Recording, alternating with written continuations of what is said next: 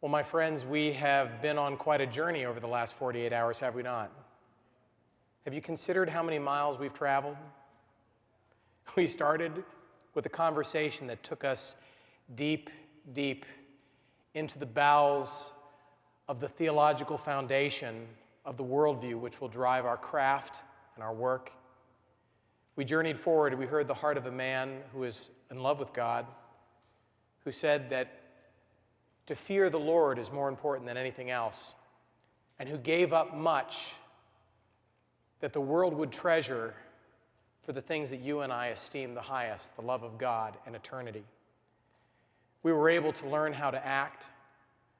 We saw behind the scenes on issues of direction and acting, production.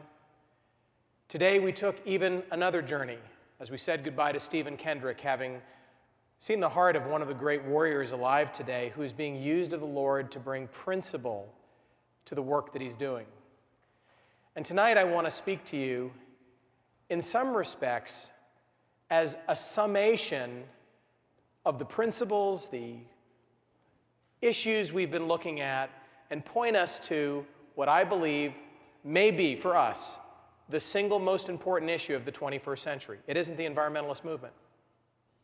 It isn't pantheism, both of which I'm going to be speaking about.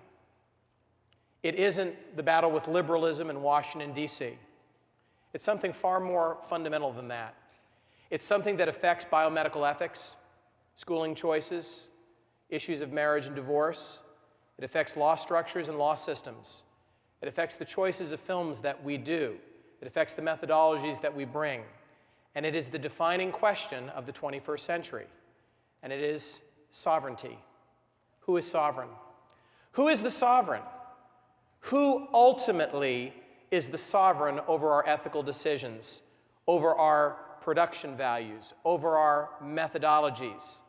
And what does this sovereignty really mean? Now, the context of our discussion on sovereignty and filmmaking will be over the raging issue of 2010 and 1995 and probably 2015. In fact, the raging issue of this decade is essentially the same issue that was present in the high mountains of the Andes in the year 1495.